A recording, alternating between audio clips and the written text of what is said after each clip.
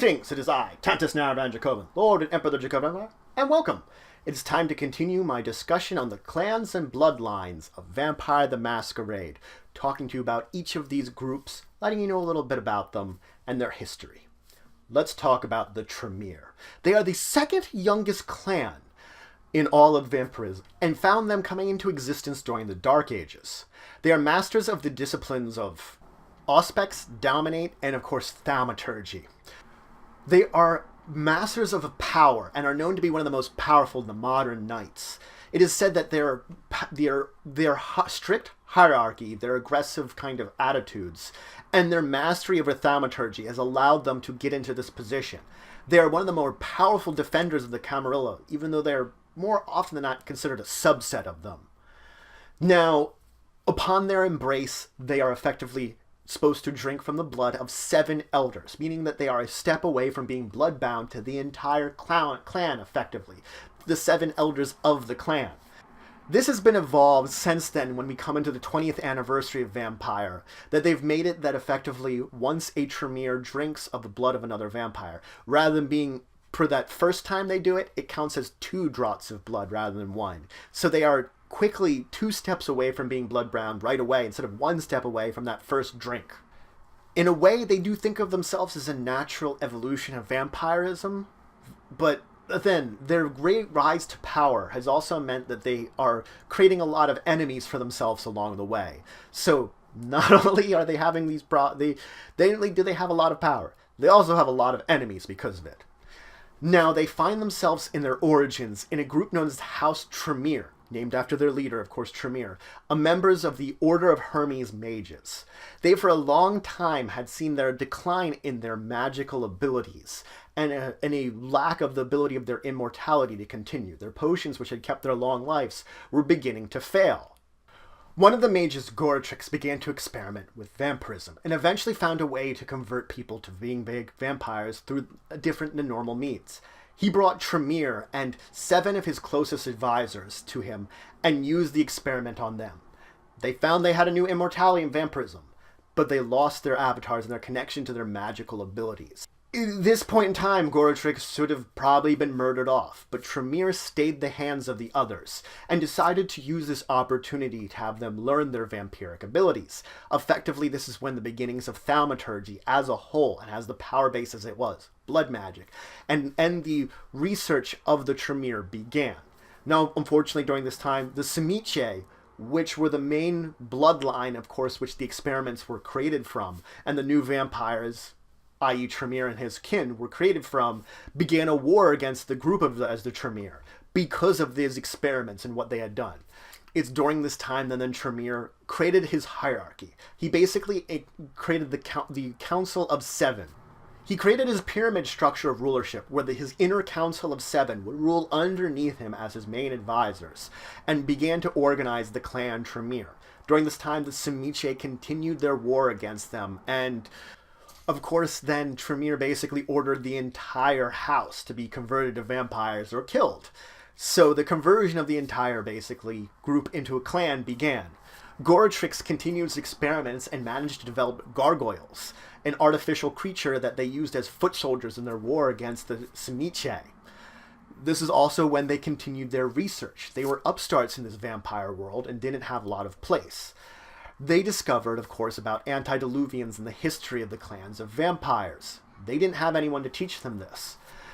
This is when Tremere learned of where Salat was, the Antediluvian of the clan Salubri. He went to Salat's tomb and diablerized him, because they learned about diablerization. Of course, upon doing this, Tremere fell into torpor, but this effectively meant that the clan now had an Antediluvian. The inner council of 7 effectively now took over the reins of the clan at this point in time, and brought Tremere back to a safe place to keep him. The council managed to continue to secure the Tremere's existence at this point in time. They continued to hunt the Salubri, and they basically became up with stories of them stealing souls and stuff as an excuse for it. But they also then inserted themselves as the basic court mages, or advisors to the princes of the various cities around it, and made themselves indispensable. So they actually managed to form themselves into one of the low clans at this point in time, rather than just be these upstart usurpers, diablerists. Of course, there was some sort of words to this, and some rumors behind it, which never kept them from getting quite a great amount of power. Now, the Renaissance, in fact, actually saw a lot of negative things occur about them. There was inquisitions going on that was taking out a lot of the sort of cultists that they would call their members from. And various things occurred. Gormatrix had his betrayal, that he was trying to amass some power, and was kicked out, eventually leading him to the Sabbat. Of course, the problems of the Camarilla spread to them. We saw the Anarch Revolt, which the anti-tribu, basically the Tremere that went to the Sabbat, began to try to teach the Anarchs some Thaumaturgy secrets, basically trying to betray some of the secrets.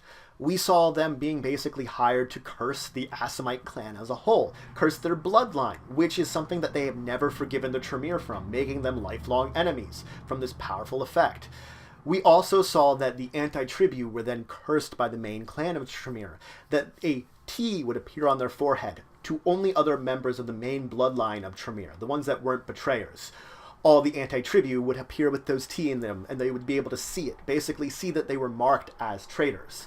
It is said that Tremere did rise from his torpor to help enact certain ones of these basic rituals and powerful magical effects, which affected entire clans and groups. When we reached the Victorian age, this is when Gormatrix actually formally joined with the Sabbat and began to basically cement the anti-tribu within them. They unfortunately never quite gained a lot of power because the Sumiche, still a major member of the Sabbat, hated them effectively for the original origins of them, basically using their blood to originally create themselves. But this actually made them be a very unified group, this sort of keeping them down. Of course, during this time, that a lot of cults and interest in the occult began, which helped actually spread the influence of the Tremere. They were able to find people that were much more reasonable at becoming members of them, basically spread their influence because of this influence of the occult. When we reach the modern era, this is when the first thing that happens, which has had major effects upon the Tremere. First off is the death of the anti-tribu. In some kind of ritual that was taking place in Mexico City, effectively every last one of the Tremere anti-tribu were killed. They were destroyed. No one knows really what had happened, but basically pretty much all of them went away in one foul swoop, one night. So effectively that branch of the Sabbat is gone, and that bloodline is effectively dead. I'll talk a little bit more about that in a minute. More and more gargoyles becoming free and out from under their control, basically lessening their ability to battle. An instability that seems to be increasing within Thaumaturgy, the blood magic, and of course, the Assamite curse ending and them being unable to renew it, have all led to very major setbacks in the modern night that have damaged their ability. Now let's talk about the organization of them. Of course, at the top is Tremere, the Antediluvian, of which, of course, the clan is named after. Below him is the Inner Council of Seven, the Convincers. Now again, this is all going to be in a very illusion of control. On the outside, people look into Tremere and see them as being incredibly organized, but there is a seeming organization, but there is a little bit of unfortunate influx within them as everybody is trying to get to a higher position. Many of them are, and trying to basically move up the pyramid, and which causes a lot of problems in amongst them. So there is only an illusion of this perfect control. But anyway, below the council, below them are pontifics, which rule over various regions, basically are the Tremere in charge of regions. Below them are the lords, which are much smaller regions, maybe something like, it would be like a state within the northeast of the United States. Think of it that way.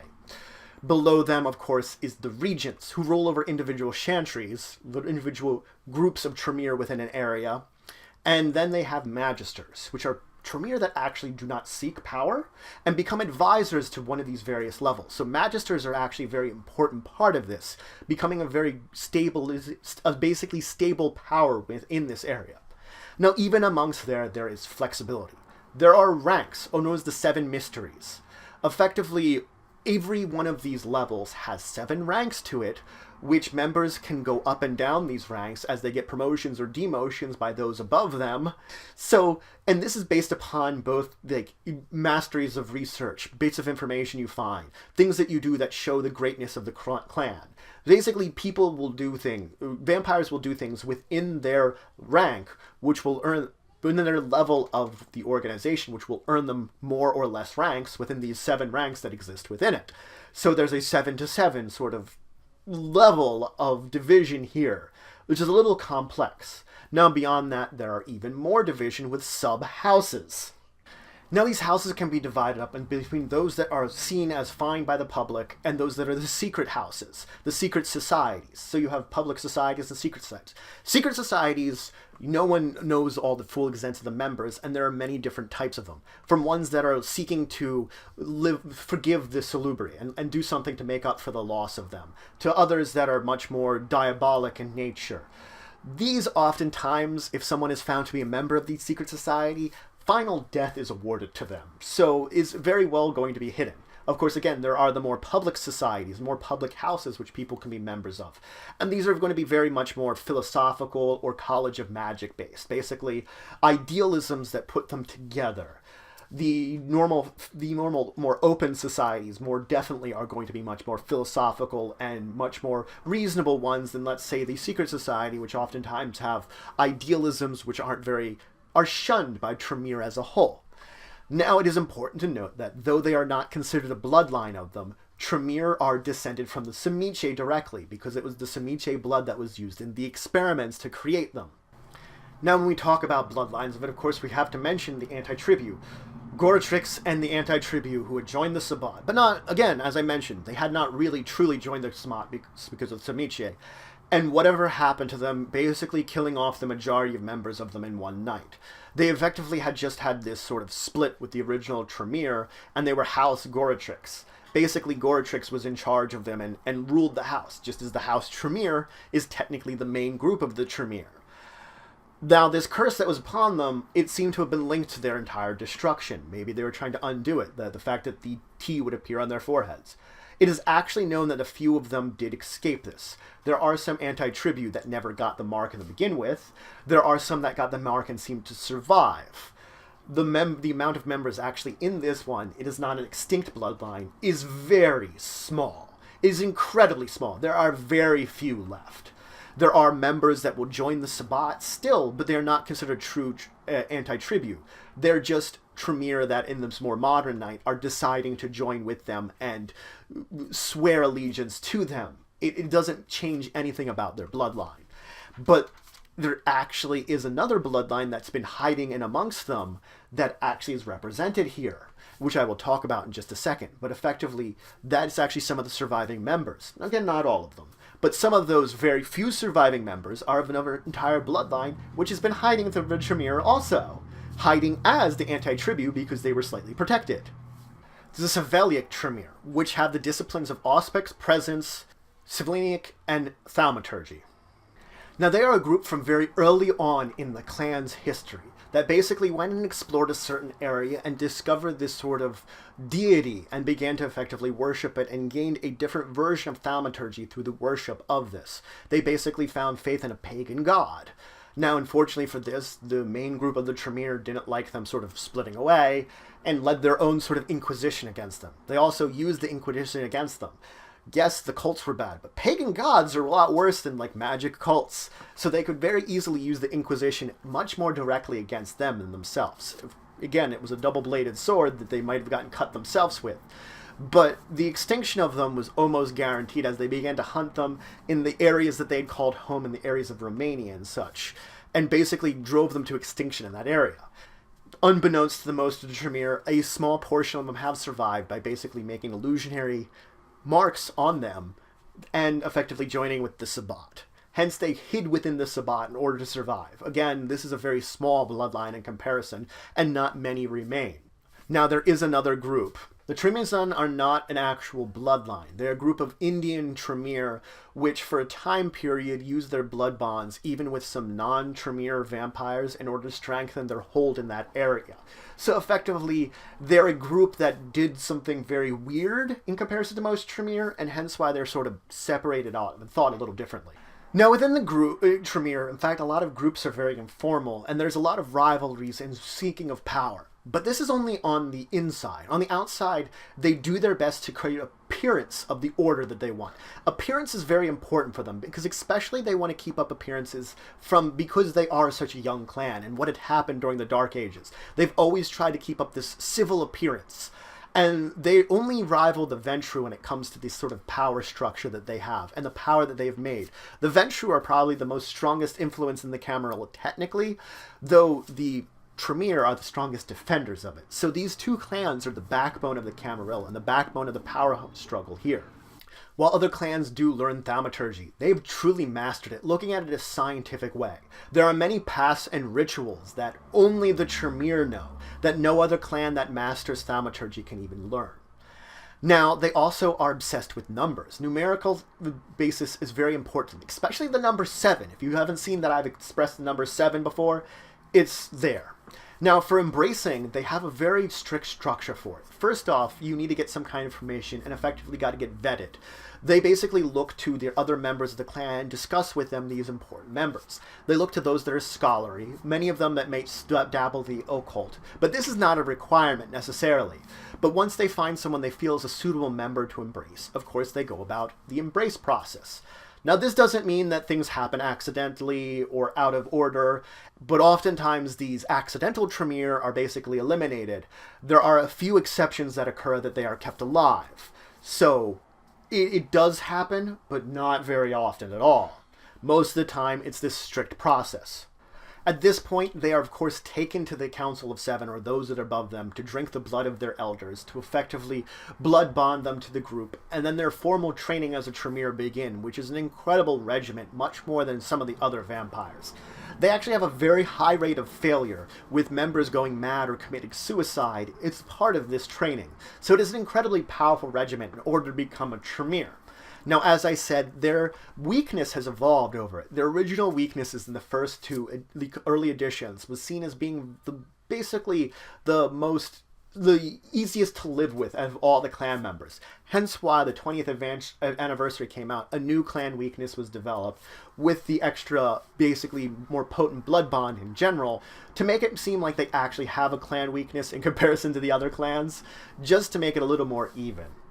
So that's it for today. I introduce you to Tremere, a newer clan that has found its power basis and managed to actually gain a lot of power in comparison to being such a new clan, to being one that's only from the Dark Ages, with their basic leader having diablerized another Antediluvian to basically gain the power of it, who wanes in and out of consciousness here and there, and very few actually get to manage to meet, and some even think is this legendary non-existent figure, because they never do get to meet him.